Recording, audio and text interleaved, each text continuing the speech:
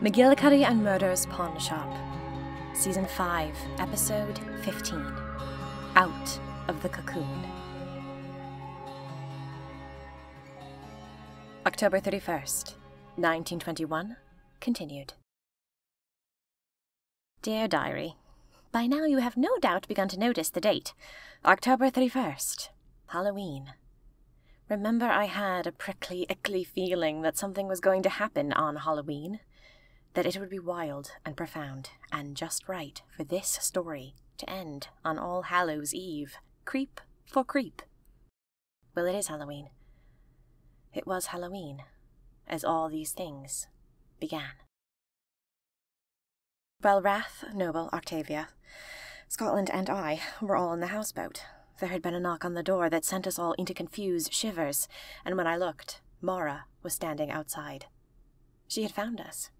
Perhaps there was some extra magic in the magic jelly when she used it, because she was the creator, and she and only she could use it to go directly to a person, take me to Maud. Or, perhaps, you have to be in love with someone, deeply in love, so much that they become not just a person, but a place, a whole world you know, and you can teleport to the world, the way that you can teleport to a garden. Perhaps Mara had said, "Take me to Wrath," and it had worked. I flung open the door. Behind me, my friends yelped. For all they knew, we were all accounted for. Our only other ally, if he can be called that, is Mr. McGillicuddy, and he was never one for taking action. I pictured him resting in the Night Enthusiast lair in a rocking chair, thinking, and not feeling very much, and wondering which side of him was correct. This new side that believed in the Night Enthusiasts, or the old side that didn't. I wondered if even Mr. McGillicuddy had begun to doubt his loyalty to the Night Enthusiasts. It had only taken Octavia a few hours to lean away from the spell in her mind. Perhaps he was already putzing, aware of the spell, and that it was only a spell, eager to heal and come back to who he was. I find that idea deeply consoling, Diary. The spell simply couldn't last. Not forever. No matter how much magic you use, you cannot take hold of a human mind. You cannot bind another human being to your will forever. Anyway, it wasn't Mr. McGillicuddy, our old friend. It was Mara. It's hard to feel safe when everyone you trust is with you in one room, so I didn't blame my friends for springing back in alarm. But I realized that now everyone I trusted was all together. And that could be very powerful indeed. "You came," I said. "Yes, well," she said, "I had forgotten how much I liked people." She stepped into the room. The shift and the electricity of the room was so apparent. We felt it ripple across our pores. Mara and Wrath saw each other. I had not yet told him that she was alive, because I didn't want to torture him with the fact that she might never come out. Mara had spent months thinking that Wrath had died, suffocated and in agony inside that train car. It was only my arrival that let her know that he was still here, but mad. Wrath stared at Mara. He let out a strangled yelp.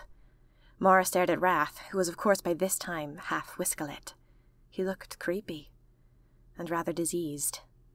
Wrath said to Scotland, "I'm really dying now. I'm seeing things. I'm really dying now." And Mara said, "What on earth have you been doing with yourself?" She strode towards him, as if she could wipe the scarred whiskelet eyes off his face with a hanky. "What is all of this?" She took his hand and, well, it seems rather private to discuss in detail what happened next. I didn't really look. Noble and I tiptoed to the corner and had a conversation. Because of course there was so much crying, and the innocent, almost feral whine of disbelief and joy in Wrath's voice was hard to listen to.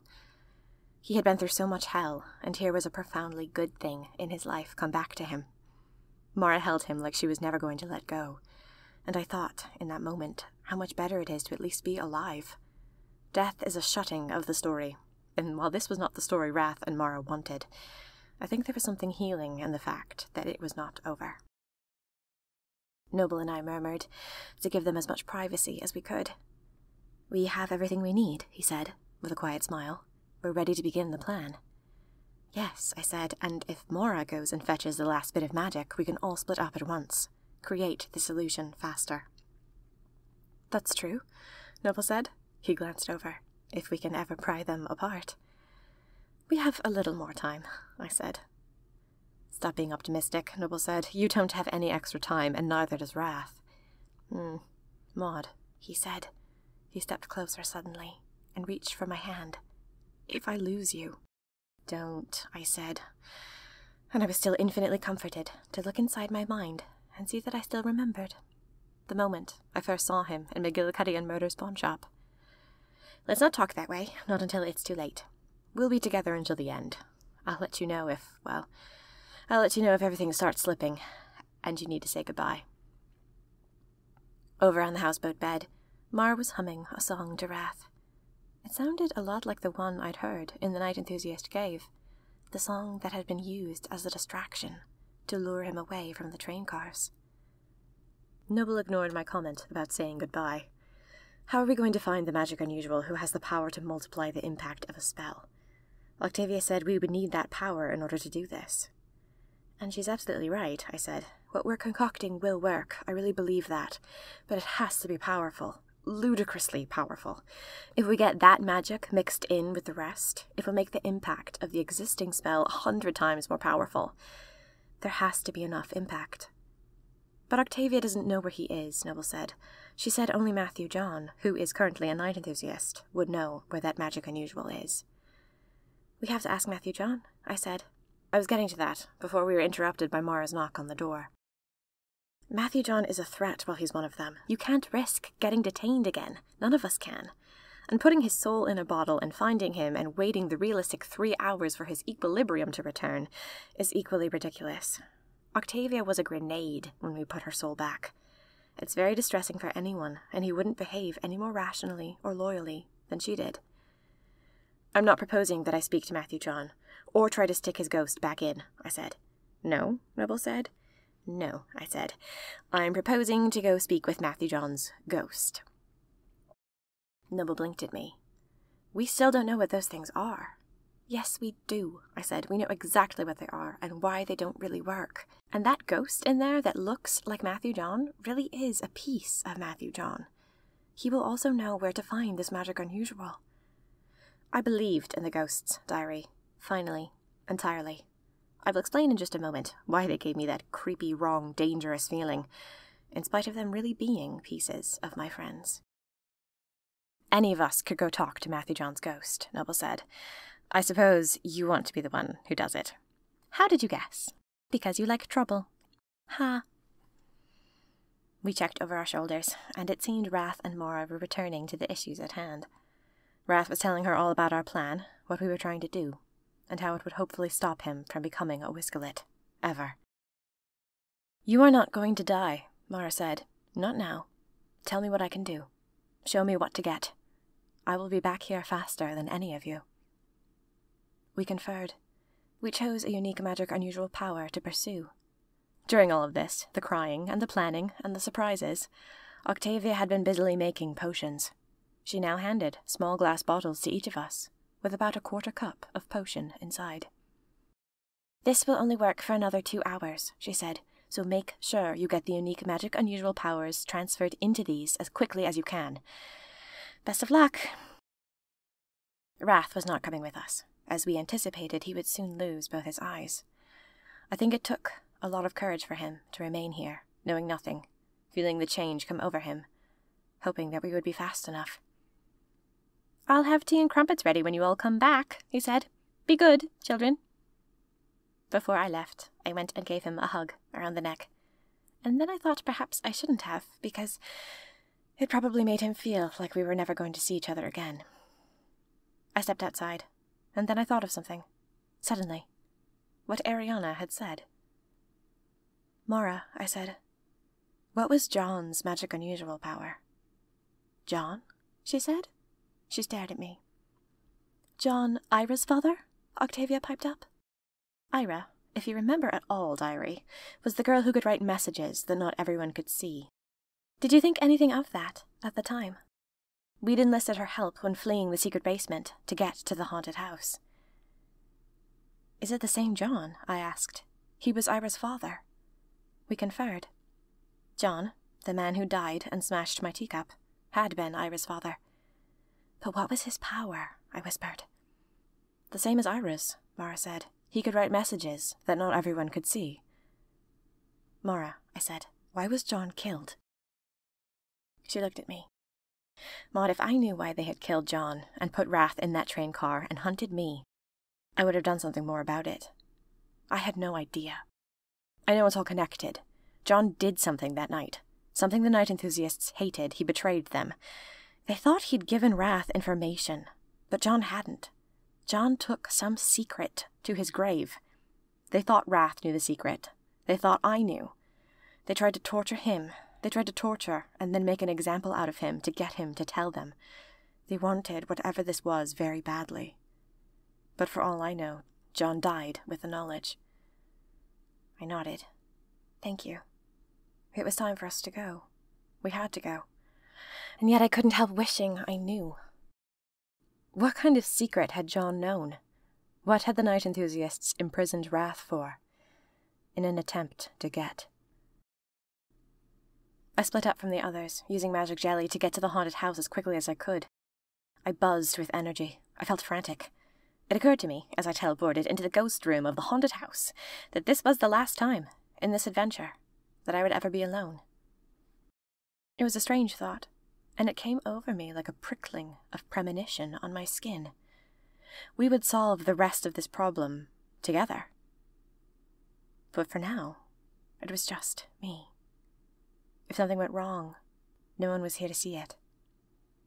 Or perhaps the prickling on my skin, the premonition meant that I would disappear before I could ever see them again. Well, I was here now, alone, on a mission, with many ghosts to talk to, most of whom were people who I knew. The ghosts were us. The problem with them from the start, had only been... I stepped into the main room, and ghosts began to poke their heads out of the walls. "Return us to our bodies," they wailed. Oh dear. Some of them were quite creepy now, the older ghosts, with lopsided features and melted candle wax noses. I was about to make them terribly angry. I bit my lip. "I need to speak to Matthew John," I said. "It's urgent." I scanned the strange luminous faces for his, but none of the ghosts peering at me seemed to be the friend I knew. "No," the ghosts said. One of the tallest ones, perhaps the ghost of the very first night enthusiast, came floating over to me. Long, long fingers, long arms. I repressed a shudder. This one didn't feel human anymore. "No," I said. Let's pretend I said it firmly, and I didn't squeak it. But I did. "No," the tall ghost said. I think this might have been the first ghost I spoke to here. "We will not let you speak to Matthew John. We will hold him back and prevent him from coming. We will not let you have what you want until you return us to our bodies." I sighed. I stared around at all of them. I simply could not return them to their bodies. They didn't understand yet. And hoping for a thing you cannot have is so sad. "Can you travel through time?" I said. "Answer me that. Pick things up, like some ghosts can?" "We can both travel through time and transport objects," the tall ghost said, "though it is very difficult for us." "Ah," I said. That answered all my questions. "Return us," the ghosts wailed. "Oh, but I can't," I said. "Not because I don't want to. I mean, I literally cannot do it. No one can do it. You can't be put back." The ghosts stared at me, some of them angry, but most of them in utter shock, as if they had no idea what to say. "Listen to me," I said. "I can't rejoin you to your bodies. I rejoined two of you, Scotland and Octavia. It worked, but it was messy and stressful, and they feel a constant anxiety of trying to keep you in. It distressed Octavia deeply, and it barely worked. You, the soul, have been fractured, and those two pieces of you won't stick back together again. I cannot put you back in your bodies. You won't assimilate. You're like water and oil now." I took a deep breath. "You won't go back in." The ghosts stared at me in such unblinking silence I took a deep breath. "Shall we sit?" I said. I sat down on the carpet in this strange, empty ballroom, and the ghosts filled the space in front of me like strangely shaped ethereal flowers. their bodies overlapping to create thin and opaque hues of blue. They looked like the lines of a strange painting of waves. "You're the ones who created the signs," I said. "This way to find the bodies. You took them to places where you had been. I bet it was the Octavia, or the Noble Ghost, who found a way to use a magic jelly eye symbol to end up in the cave of the Whiskelets. That was very clever, and I'm sure not easy. You carved the sign yourselves and left it there, pointing towards the cave where Octavia was, so she could be found, but also to where Ariana was. Ariana was about to show up in the Whiskelet chamber, and you meant her. She was the body. Was Ariana's ghost in charge of that mission?" The second sign led us straight to Raster. Both signs were pointing towards night enthusiasts. Night enthusiasts are the bodies. Bodies without a full soul. "You are almost correct," the tall ghost said, "although you presume we have more power than we do. We did not physically take the signs, nor did we choose the exact location. We used a bit of time magic, and they fell where they fell. They were not exact. They were the best we could do." "Well, that explained a lot." "But we tailored the signs to you," the ghost said, "so that when you touched them, you would remember us. Our blood is on your hands. It came off glowing on your fingers. Our blood. Never forget you are our only hope. If you do not help us, then our blood will remain forever on your hands." This was pretty weird, diary. I suddenly felt like I was in an art house show, or some weird modern poem fashioned after Greek tragedies. Blood on my hands forever. Loo. "This is awful," I said. "I'm so sorry that you feel dead. I mean, of course you feel dead. You were murdered in a strange sort of way." I took a deep breath. "But I cannot put you back. Don't you see? This is a truth much deeper than this situation. When we are harmed, we do not go back to being what we were. We don't. We heal. We grow back slowly, the way Noble did. And then we become ourselves again, perfectly whole, but with different shapes and colours and tones. To put you back would be impossible. We don't go back to the beginning. We move on." The ghosts stared at me. I blinked back. This is where things got dangerous. "I'm going to make sure you see the great beyond," I said. "Whatever that is, and whatever that means. We are all going to come here to visit, I promise. My magic unusual friends and I. You know, your bodies. We're going to thank you, feel love for you, promise to never forget you, and then let you go. There will be a ceremony, so you can move on. What is best for you is not to struggle constantly inside your old body, wanting to be put back, but never quite fitting. What is best for you is not your bodies, but your peace. You need to go onward. We are going to come back, and we're going to help you go onward." The ghosts stared. All the hairs on the back of my neck stood up. So much hung in the balance here. I would be erased soon.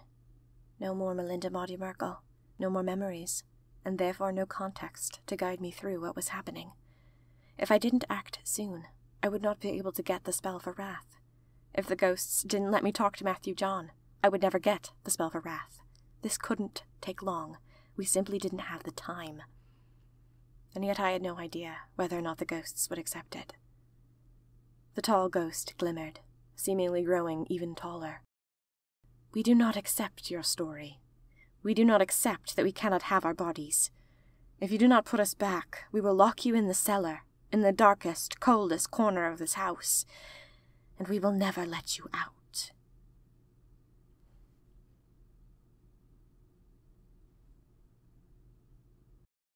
We hope you've enjoyed Season 5, Episode 15, Out of the Cocoon, of McGillicuddy and Murder's Pawn Shop. McGillicuddy and Murder's Pawn Shop is written and performed by Minerva Sweeney Wren, all rights reserved. Thank you for continuing all this way with Maud's adventures. New audio dramas are coming, and there's news on those, as well as fandom fun, if you follow me on Instagram and Twitter, at Meg Macaulay Inc. That's Inc, I-N-K. Please consider becoming a monthly supporter on Patreon, or if you can't commit right now, say thank you with a one-time donation. I now have Venmo, at Minerva Sweeney Wren. All links are in the description of this episode. McGillicuddy and Murder's Pawn Shop will continue with Season 5, Episode 16, The Magic Room.